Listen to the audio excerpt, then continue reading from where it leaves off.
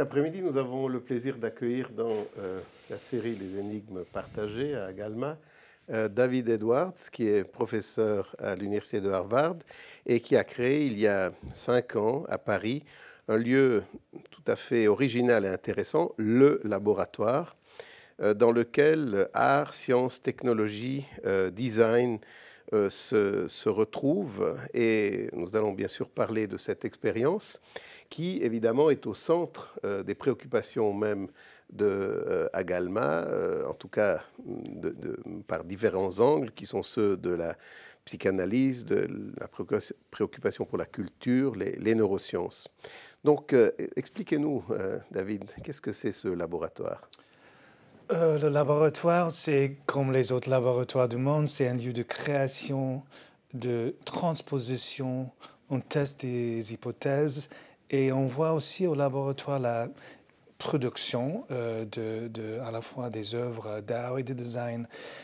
Plus concrètement, c'est un laboratoire culturel et issu d'une réflexion à l'université de Harvard il y a une dizaine d'années, où j'étais assez préoccupé par le fait que, comme créateur ou inventeur, je trouvais que les conditions propres à la création étaient rarement, en fait, ressourcées dans mon université et ailleurs, où j'avais une expérience.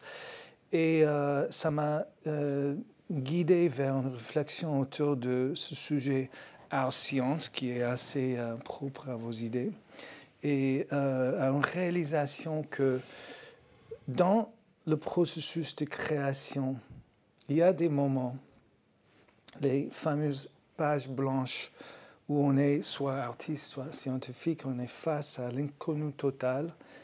Et pendant ces moments, je crois, il y a une fusion des deux processus artistiques et scientifiques, ce que j'appelle art-science.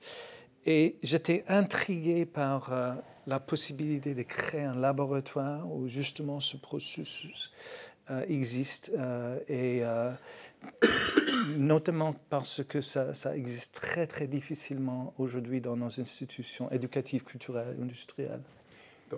Juste une question, c'est quand même paradoxal, vous parlez de Harvard, c'est quand même un endroit où il y a des esprits brillants, où il y a une grande tradition de découverte. Comment expliquer le fait que, en fait, pour chercher, pour stimuler, catalyser cette créativité, vous vous êtes exporté à Paris, parce qu'en fait, le laboratoire se trouve à Paris, tout près du Louvre. Qu'est-ce qu'il y a à Harvard, ou même dans les meilleures universités, visiblement, qui peut-être créerait une sorte d'inhibition alors à la création? C'est ça qu'on peut dire? Oui, tout à fait. En fait, au début des années 2000, le président actuel, Larry Summers, organisait des meetings parmi les professeurs de philosophie, médecine, physique, etc., afin de justement voir comment mêler les écoles. Un des problème de Harvard, comme je crois toutes les grandes institutions aujourd'hui, leur succès, c'est aussi un poids. Difficile d'imaginer dans un monde qui évolue si rapidement comme le nôtre, comment une grande institution comme Harvard peut vraiment rester à la frontière de l'éducation sans mêler les disciplines, sans laisser les idées passer d'un département à l'autre et les gens aussi. Et donc, je constatais dans ces meetings qu'effectivement, il y a les médecins, il y avait les physiciens, etc., mais il n'y avait pas les professeurs de musique ou les architectes. Et donc, il y a quand même, même avec les grandes forces de Harvard, ce problème de barrière entre les disciplines. Et aujourd'hui, nous voyons ça comme un problème, notamment dans l'éducation à Harvard, au sens où si vous venez à Harvard et votre espoir est de devenir médecin, autrefois, la promesse de Harvard était « OK, on va vous montrer comment devenir médecin ». Mais aujourd'hui, nous voyons, et nos étudiants voient, qu'en fait, nous ne savons pas ce que ça veut dire être médecin en 2020, médecin en 2030. Donc en fait, il faut que nos étudiants apprennent comment créer la profession de médecine en 2020-2030.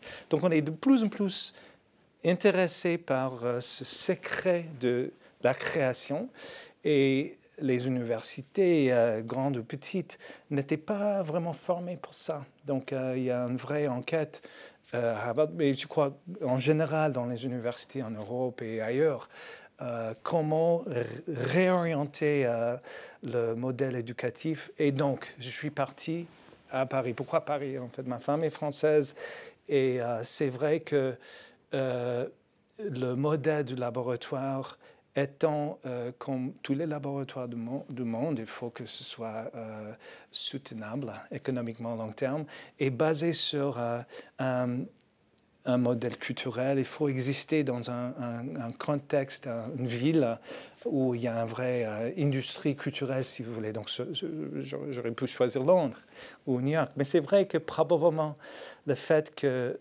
cette activité était à l'époque, en 2007, si unique à Paris. On est juste à côté du Louvre, le Palais Royal, le Centre Pompidou, etc. Donc les grandes institutions culturelles. Donc on est un petit électron libre au cœur de Paris. Je dirais qu'on était accueillis et peut-être on avait une existence tout de suite à Paris qu'on n'aurait pas pu avoir à Londres ou à New York. Donc je crois que c'était propice. Alors, art-science, c'est un rapprochement qui est très fréquent aujourd'hui. Il y a beaucoup de discours, il y a des artistes dans les laboratoires, il y a beaucoup de tentatives.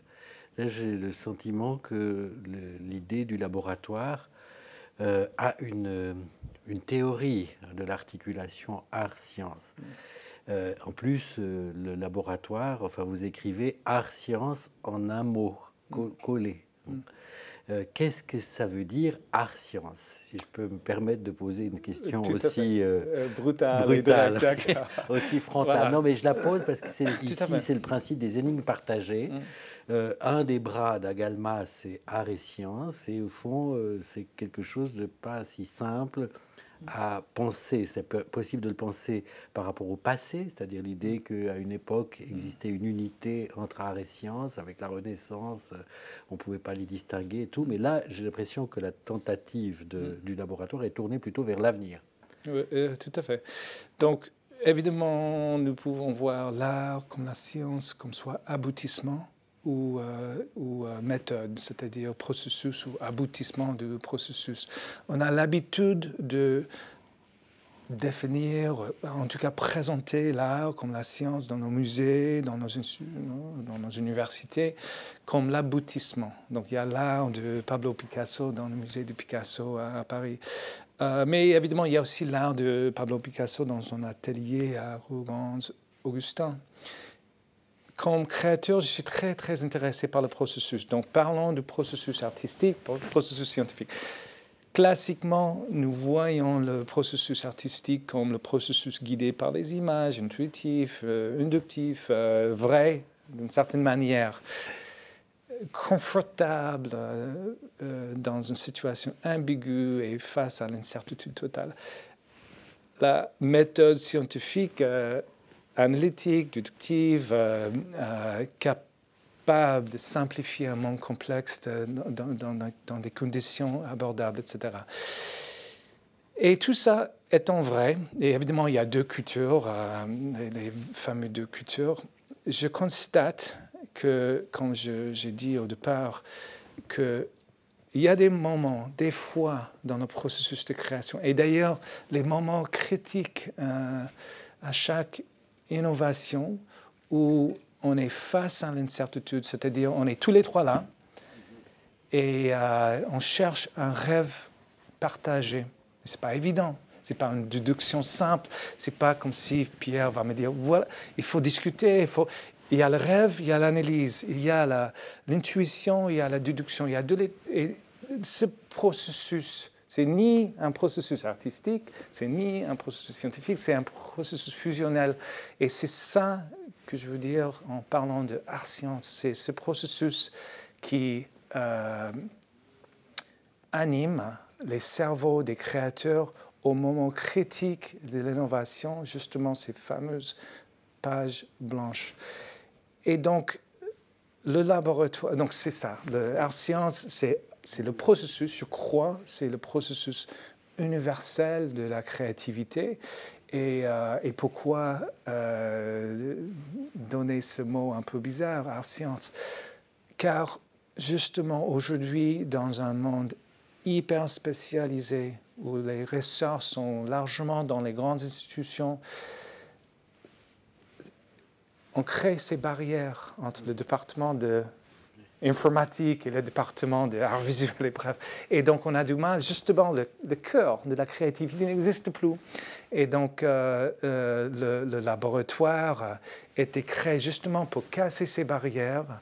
Et enfin, pour répondre à ta question, François, alors, comment ça fonctionne et comment les artistes et les scientifiques viennent rêver ensemble?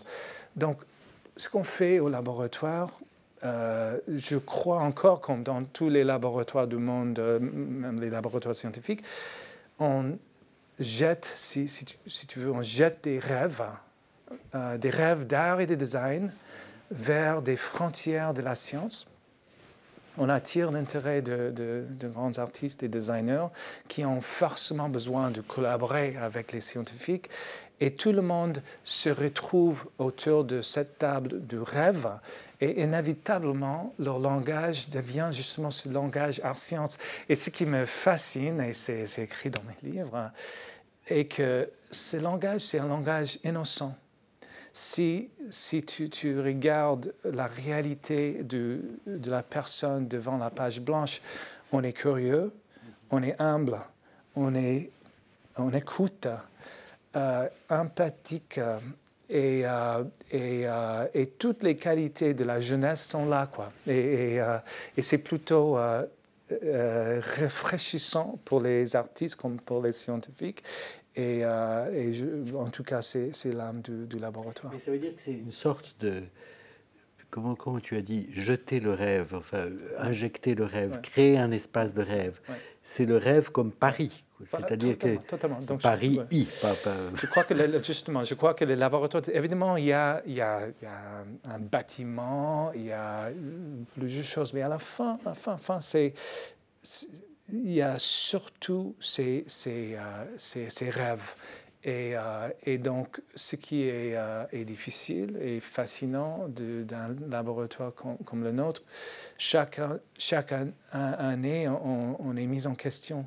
Car en fait, la question est quel est le rêve de demain? Donc, et je trouve aussi que c'est critique pour la vie du laboratoire. C'est vrai que si on pense que Freud définissait le rêve comme l'autre scène, voilà. Et là, c'est créer une autre scène. Voilà. Une scène qui n'est, au fond, qui est une scène avec une certaine tension. Enfin, de dire qu'on fait le pari du rêve et de mettre ensemble un artiste avec son processus créatif et son rapport de perplexité à la page blanche, un scientifique dans la même situation, dans un espace où on attend une création et un processus créatif, c'est une situation... toxique. Voilà, c'est ça. Mais disons, ce qu'il y a, c'est le troisième élément qui n'est pas encore venu dans la conversation, et si j'ai bien compris, il y a un côté... Alors, je ne sais pas si c'est le bon terme, mais quelque part d'application de ce rêve. C'est-à-dire qu'il y a presque, bon, j'utilise des termes un peu forts, mais un produit qui émerge de cette interaction. Et je me dis, et peut-être tu pourras un peu élaborer qu'est-ce que c'est que ces produits, parce que, en tout cas, ce dont on a parlé et ce que j'ai lu, il y a des vrais produits, même commerciaux, commercialisables. C'est peut-être ça aussi, un mode qui est original et qui va faciliter cette interaction. Parce que le problème de art et science, comme disait François en début de discussion, on en parle beaucoup, mais bon, très souvent, ça reste quand même quelque chose d'abstrait, qui est intellectuellement satisfaisant, mais on ne voit pas où on peut mener cela de manière, pas seulement pour nécessairement toujours aboutir quelque part, parce qu'on peut aussi flotter, mais à un moment donné, on se dit où ça va. Et là, il y a un but, il y a même des mentions au Bauhaus, comme esprit du Bauhaus, qui se retrouve dans ce laboratoire. Alors, peut-être nous dire en quoi cet aspect application est aussi important pour catalyser cette créativité. Tout à fait.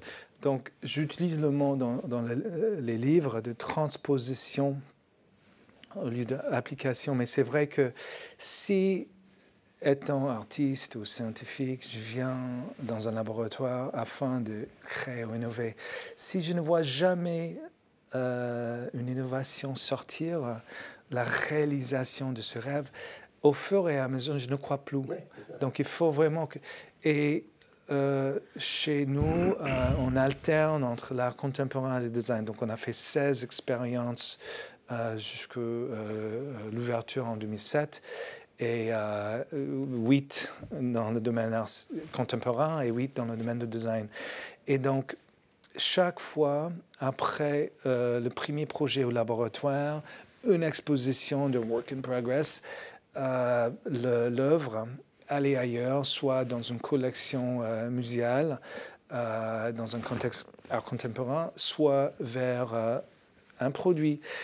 Et donc, c'est vrai que, d'ailleurs, si on regarde les laboratoires scientifiques aujourd'hui et la croissance d'activité de recherche dans le monde aujourd'hui par rapport à il y a 20 ans, c'est très lié au fait que c'est possible, que les idées continuent et avancent. Donc, on a créé à côté du laboratoire une espèce d'incubateur, le Labster, où vite, donc aujourd'hui, on a un expo sur le O-Phone, donc c'est un projet olfactif avec des artistes scientifiques et parfumeurs, où on invente une nouvelle façon d'envoyer des textos olfactifs. Et c'est super embryonnaire comme idée. Et on peut le faire dans l'expo, mais c'est guère un produit. Quand même, on va aller vite vers un produit assez bêta. Et quand vous venez l'année prochaine dans le Labster et vous testez, c'est possible que ça ne va pas marcher parfaitement bien, mais ça ne nous gêne pas. En fait, on crée un environnement où on sait que c'est le laboratoire quand même. Donc, on commence à... Donc, on parle de transposition culturelle et on est fasciné par la possibilité de prendre des rêves super embryonnaires et vite, un peu comme le Bauhaus ou le MIT Media Lab d'ailleurs, ce qu'on appelle rapid prototyping, vite avancé, sans beaucoup de ressources. Donc si à un moment donné, tu me dis, ça ne m'intéresse pas, on peut lâcher quoi. C'est pas comme si c'est vraiment une expérience culturelle, mais c'est vrai que à la fin des produits sortent et donc aujourd'hui on a des produits dans 15 ou 20 000 magasins du monde, à la fois dans le contexte alimentaire et aussi environnemental. En fait, les produits qui sortent du laboratoire aujourd'hui sont assez focalisés sur soit le bien-être, soit l'environnement. Par exemple, le texto olfactif. Donc ça, c'est une émergence de cet espace de rêve entre... Est-ce que tu peux nous dire peut-être comment ça se construit? Enfin, c'est parce que là, c'est stupéfiant, parce que ça crée un écart dans l'idée qu'on a du message. Quoi. Donc, ça a commencé avec quelques étudiants de moi à Harvard et je leur ai donné, donc j'enseigne un cours lié à tout ça qui s'appelle « Comment créer des idées qui comptent ». Et on a imaginé ensemble la création d'un monde virtuel basé sur l'olfaction, avec l'idée qu'aujourd'hui, évidemment, le monde est transformé par la révolution informatique, qui est largement une révolution visuelle et auditive, mais pourtant, on communique tout le temps par olfaction. Et d'ailleurs, on sait aujourd'hui que l'olfaction est aussi liée au fonctionnement du cerveau, que les odeurs communiquent beaucoup plus, en tout cas la capacité de communiquer les émotions et influencer beaucoup la mémoire. Donc on était intrigués par la possibilité de créer une troisième dimension de la communication globale. Donc on a fait quoi? C'est un objet qui communique électroniquement avec un smartphone. Et dans cet objet, il y a un cartouche avec une matière aromatique. Et quand tu m'envoies un message en parlant du croissant de ton petit déjeuner et mon iPhone est allumé, j'ai la possibilité de sentir ton croissant. Et donc ça, c'est assez peut-être vulgarisé, ce qui m'intéresse. En tout cas, clairement, donc tu vas voir le prochain James Bond. Tu devrais avoir, voilà, on achète le billet, mais il y a aussi une petite cartouche pour que je puisse sentir le film. Et clairement, il y a une possibilité d'imaginer des histoires aromatiques. Donc, des récits aromatiques. Tout à fait, tout à fait. Et évidemment, cette idée existe depuis longtemps, en fait. Elle existe depuis longtemps. Oui, cette idée de communiquer olfactivement. Parce que j'ai vu au cinéma qu'on voulait mettre la troisième dimension en 3D, mais voilà, enfin, l'olfaction... Si tu regardes, tu verras pas mal de... Mais le problème, jusque maintenant, de l'olfaction, c'est je peux créer un langage visuel ou sonore pour que tu puisses avoir A, B, C, D, je peux construire des phrases et des paragraphes, etc. Mais avec les odeurs, si je t'envoie l'odeur de croissant, tu as du mal à sortir du nuage de croissant, quoi. Donc, on a du mal à dire croissant, café, jus d'orange. Et donc, les odeurs sont diffusives. Donc, l'invention ici est assez liée au fait qu'il faut livrer des petits quantums d'odeurs et rapidement. Et donc, je m'arrête en disant qu'on est fasciné par la possibilité un jour de créer un langage olfactif pour que je puisse construire avec un peu comme Morse Code, quoi, où on arrive à construire des phrases ou des paragraphes ou des romans olfactifs. Oui, c'est ça. Du point de vue neurobiologique, d'ailleurs, tu l'as mentionné en passant, c'est vrai que les connexions entre l'épithélium olfactif, donc la détection de l'odeur, et le cerveau sont très directes, notamment dans une région du système limbique, du système émotionnel, le noyau amygdalien, qui en fait est, disons, peut-être stimulé et activer toute une série d'expériences complexes. Bon, l'exemple qu'on prend toujours, c'est la fameuse Madeleine de Proust, justement, qui est avec une odeur, un goût particulier, ça évoque 1500 pages de texte à peu près. Mais là, c'est différent. Nos travaux, au fond, on a toujours construit dans toute cette série d'émissions qu'il y a des représentations et qu'il y a des marqueurs somatiques. Il y a des R et des S. Et au fond, beaucoup de choses se jouent dans la tension entre R et S. C'est toute la question pulsionnelle. Et là, au fond, c'est un dispositif expérimental qui met en jeu... parce que en t'écoutant, je me disais, est-ce que ça met en jeu une représentation ou un état somatique? C'est-à-dire le fait de donner une odeur de croissant. Qu'est-ce que c'est une odeur de croissant? Parce que pour moi, l'odeur de croissant, c'est une mémoire, quoi. C'est quelque chose... C'est même plus que ça. Donc, donc, pour ajouter quelques éléments pertinents et liés à ce que tu viens de dire, Pierre, c'est vrai que depuis une dizaine d'années, la science est super fascinée par l'olfaction et on ne comprend pas tout. Mais on sait que et donc aujourd'hui, l'expo laboratoire est focalisé sur le café. Donc si donc il y avait des tests chez les souris et aussi les êtres humains qui montrent que l'odeur du café peut te réveiller. Donc, déclencher les gènes liés à ton besoin de sommeil. Donc, vraiment, l'odeur du café a un effet physiologique.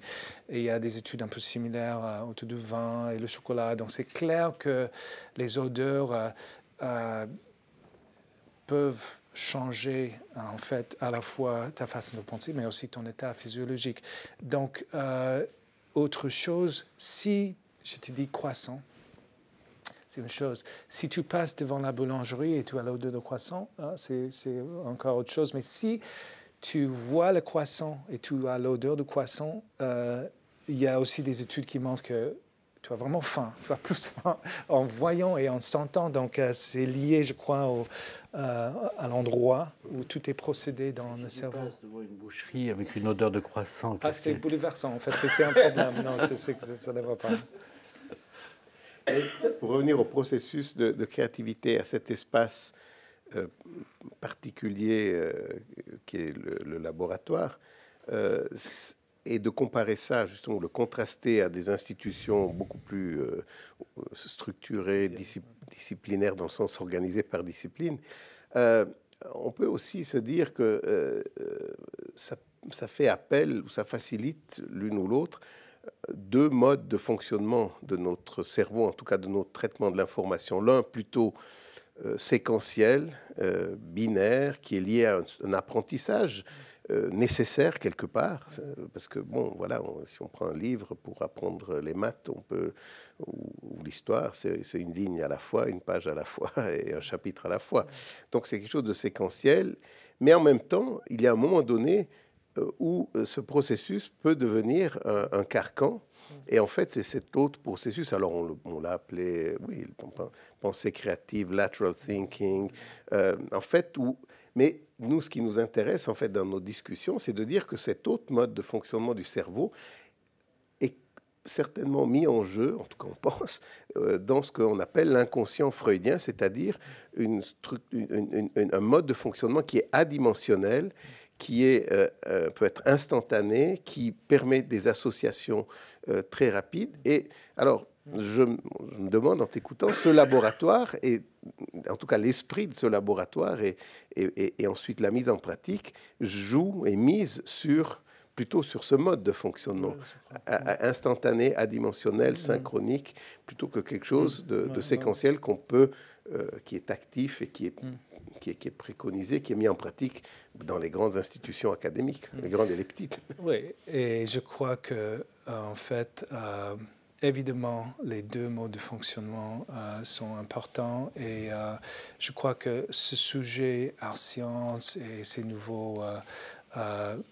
modes de création, etc., sont tellement dans l'air maintenant, car nos institutions sont largement basées sur un monde qui en évolution lente et où c'était possible, comme on a dit au départ, de dire ok, tu viens ici, je vais te montrer comment devenir le physicien, et tu pars et tu es physicien et c'est basta. Et tu vas au Louvre et tu vois l'art du XXe siècle et tu comprends tout et tu parles. Mais aujourd'hui, c'est tellement pas le cas. Donc, et c'est pas comme tu suggères, c'est pas aussi simple de dire que, ok, changeons totalement et allons vers un modèle complètement transversal, etc. C'est pas aussi simple que ça. Et c'est là où je crois que notre expérience depuis 6 ans à Paris est vraiment intéressante. Si on n'arrivait pas à trouver les passerelles entre cet univers chaotique et les univers culturels et éducatifs et industriels beaucoup plus en fait carrés, on ne serait pas là aujourd'hui. Donc il faut tout, donc je crois que, en terminant là, je crois que si vous regardez les mouvements d'innovation majeure de notre ère, dont Silicon Valley, comme j'ai dit tout à l'heure, Broadway, vous verrez, on a toujours des zones d'expérimentation, on a toujours des zones de perfection, si vous voulez, ou d'industrialisation, aussi des zones éducatives, mais il y a des gens qui existent entre ces structures et qui rationalisent un peu deux choses pas rationalisables, quoi, et qui aident aux gens de passer d'ici. Voilà, c'est essentiel. Ça veut dire qu'il y a une institution du processus secondaire, de la contradiction, du séquentiel, de type universitaire classique, qui est dans une certaine mesure, comment est-ce qu'on pourrait dire, divisée, mise en tension avec une autre institution qui est le laboratoire, qui est à l'extérieur, qui est périphérique et qui est une sorte de laboratoire de l'inconscient, parce que le terme choisi, c'est le rêve. Ça va aussi bien pour l'inconscient. Enfin, le rêve, pour la psychanalyse, c'est la voie royale vers l'inconscient. Ça veut dire que, au fond, cette dimension de la créativité dans l'invention scientifique, aussi bien qu'artistique, elle est extrêmement étouffée dans le monde contemporain. C'est-à-dire que finalement, un créateur scientifique n'a pas de lieu pour dire le processus de sa création. Le sujet de la création est évacué. Il a une intuition, il a une fulgurance, il y a un processus comme tu décris, et puis ensuite, mais ça c'est une sorte de labyrinthe, c'est un monde obscur, un monde inconscient, un monde... Et ensuite, il doit le formuler dans un jardin à la française. Enfin, tous les allées doivent être bien dessinées, les haies taillées, et puis ensuite, c'est encore taillé par des reviewers qui donnent à tout ça une... Voilà. Mais on a perdu l'accès à la création. Oui, mais je crois que de facto, aujourd'hui, les institutions évoluent.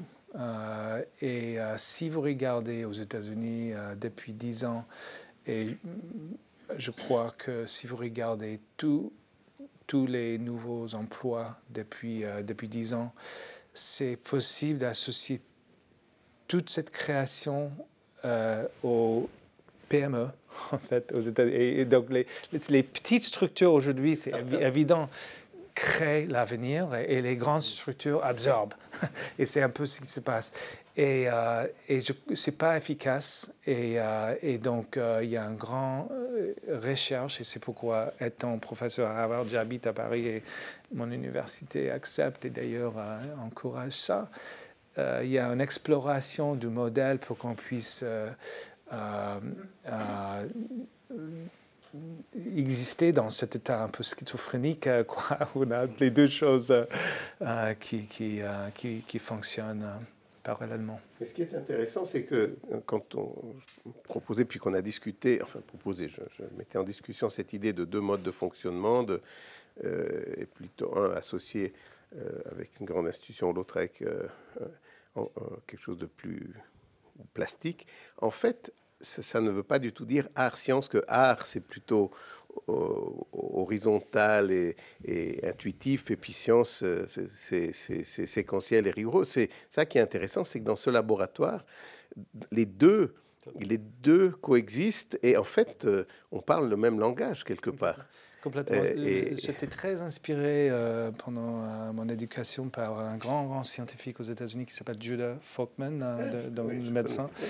Et Judah, donc le pionnier, comme tu sais, de angiogenesis. Et pendant 20-30 ans, c'était pas évident. Il n'avait pas vraiment les preuves pour montrer que c'était vrai. Et pourtant, ce grand scientifique était convaincu. Il était convaincu. Et là, donc, c'était quoi exactement dans son cerveau? Ce n'était pas une déduction pure et dure. Donc, c'était une intuition. Et je crois que c'est un peu le livre de Thomas Kuhn. Si on regarde les révolutions scientifiques, c'est jamais une déduction pure et simple. Donc, je crois qu'il y a des scientifiques artistes et il y a des artistes scientifiques. Et dans le travail du laboratoire, le point de départ, est-ce qu'il y a un point de départ? Le point de départ, c'est l'artiste. C'est le point, on peut le dire comme ça, le point de départ, c'est le rêve, mais c'est un rêve artistique et le porteur du rêve, c'est un artiste, c'est vrai. C'est vrai celui qui ouvre la question et le champ d'investigation. C'est plutôt l'artiste. C'est vrai que, en tout cas, on alterne entre art et design, et dans le contexte du design, je suis souvent le moteur du projet. Donc, c'est comme dans tous les laboratoires, je crois, du monde, c'est pas aussi simple que le chercheur frappe à la porte, ouvre, entre dans le laboratoire. Donc, il y a quand même une interaction avec le laboratoire, il y a un dialogue. Donc, pour être plus concret, si on fait un projet, donc on a fait un grand projet avec William Kentridge, et il y avait une période de 6 mois de conversation à Johannesburg, à New York et à Paris. Et puis, au fur et à mesure, il est arrivé à une idée, c'était son rêve. Il y avait le projet avec Shipa Gupta. Elle était fascinée par la terreur politique, artiste contemporain à Mumbai. Et mais pour nous, c'était important que son projet soit à une frontière de la science. Donc, c'était une conversation de 9 mois. Et donc, en tout cas, tout est fait pour, si possible, créer une espèce d'explosion où l'artiste découvre quelque chose et à la fois découvre et ruine quelque chose. Voilà, donc, je crois, explosion, voilà. c'est un très bon terme enfin, que tu nous proposes. C'est explosion de ce qui était. Voilà, Hein, c'est-à-dire que c'est pas enraciné dans le passé, c'est une explosion vers l'avenir. Tout à fait. Il faut faire l'hypothèse que tout est mauvais derrière moi. Je vais recommencer à zéro. C'est plutôt. Alors, ça m'intéresserait, puisqu'on a eu l'occasion de parler dans tes livres, il y a plusieurs descriptions d'expériences, l'inconscient. Est-ce que vous avez fait exploser l'inconscient? Mais c'est plutôt votre domaine là. Donc moi, je suis votre invité. J'essaie de répondre à vos questions. Qui a fait une tentative. Oui, tout à fait. Donc, justement, le projet de Shilpa était, et d'ailleurs, c'était encore une fois la terreur politique, elle était très marquée pendant sa jeunesse par la transformation de l'Inde pendant les années 90 et à la fin de 90. Et donc, mais sa façon de un peu cibler la technologie comme la faute de tout était, pour nous, n'était pas trop nouvelle, quoi. Donc on poussait. Et en binôme avec Mahzarin Banaji, un grand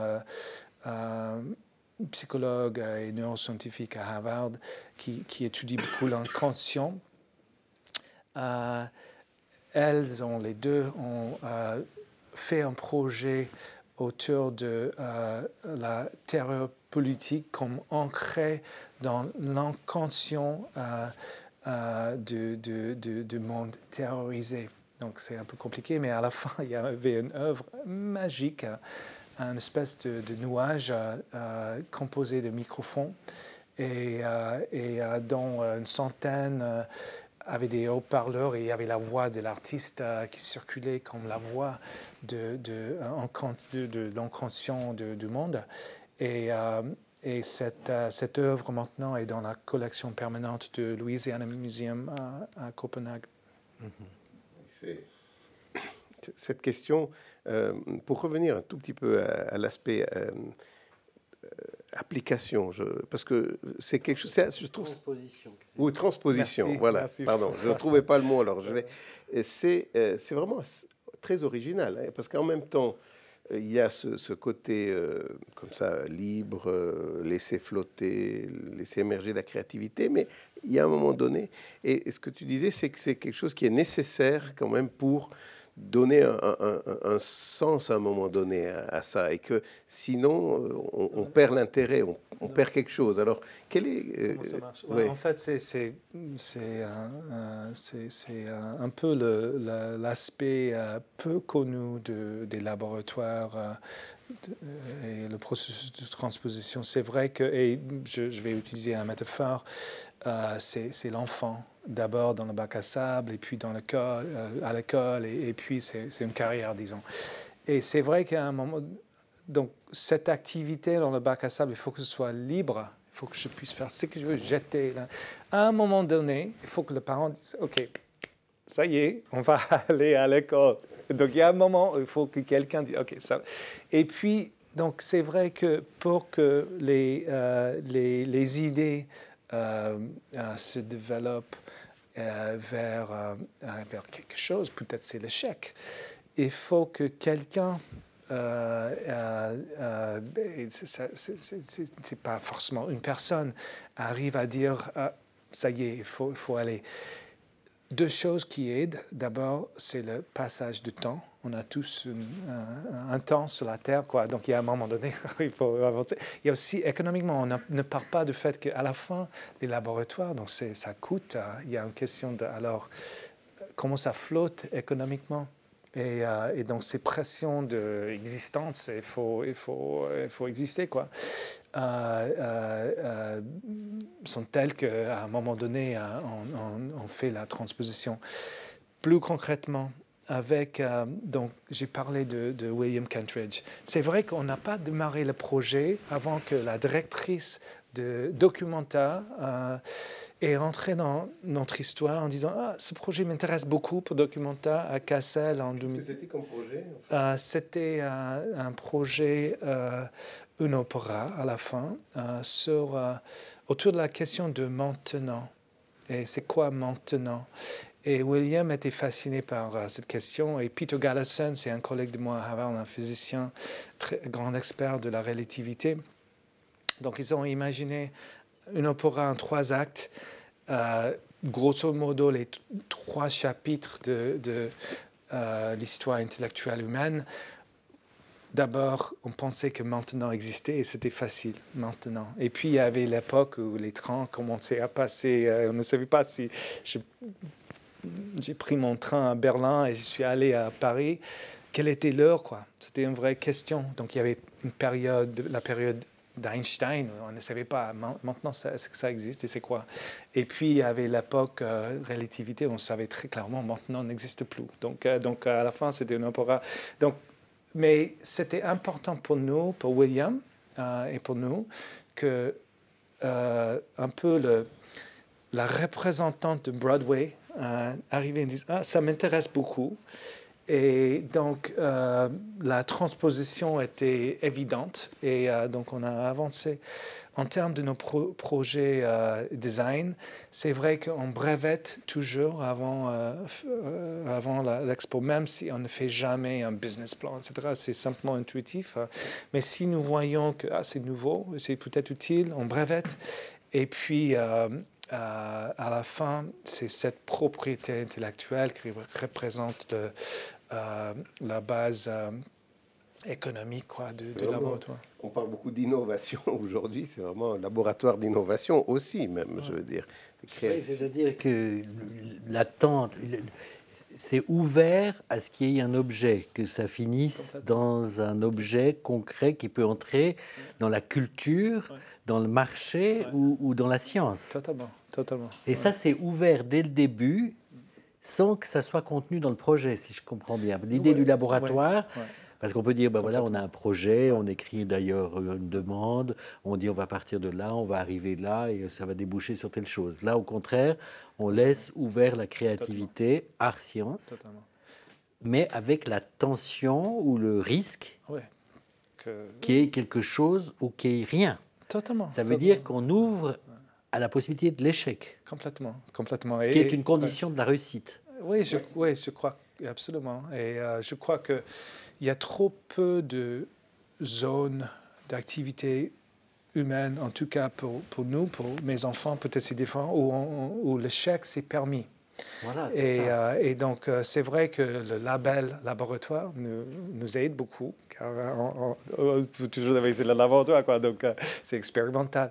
D'ailleurs, ça valide pour le public la vérité du laboratoire. S'il n'y a pas d'échec, à la fin, ce n'est pas crédible, quoi. Donc, l'échec est important. C'est-à-dire la possibilité de l'échec ou le risque de l'échec. Oui. Donc, et ce qui est important dans ce contexte, depuis le début, on avait pas mal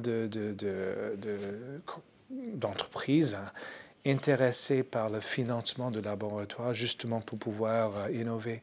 Et on refuse toujours ce soutien en disant que ça tuerait sûrement le processus art science, l'intérêt du public, l'intérêt de tout le monde. Si on savait que c'était guidé vers un produit pour n'importe qui. On aurait décidé à l'avance, c'est ça. Oui, on est fasciné par le fait que oui, peut-être, mais si c'est sûrement, et là, ça ne nous intéresse pas. C'est un modèle d'innovation vraiment complètement original.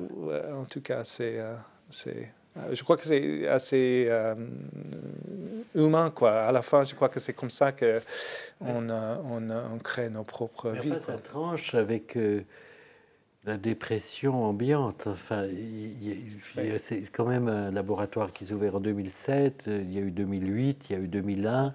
Le monde a pris des coups. qui font que tout est restreint, tout est diminué, les budgets. Enfin, il y a une peur. Peut-être les gens sont retournés dans le bac à sable. Oui, Et ils ont eu peur. Oui, mais ça dépend ce qu'ils font dans le bac à sable.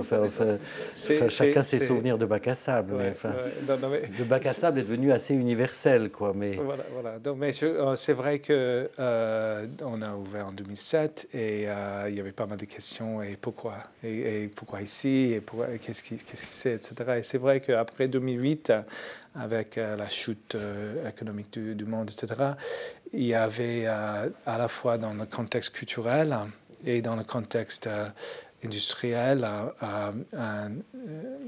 un réveil. Les gens étaient beaucoup plus intéressés et donc c'était un peu plus facile d'être l'électron libre après 2008. Donc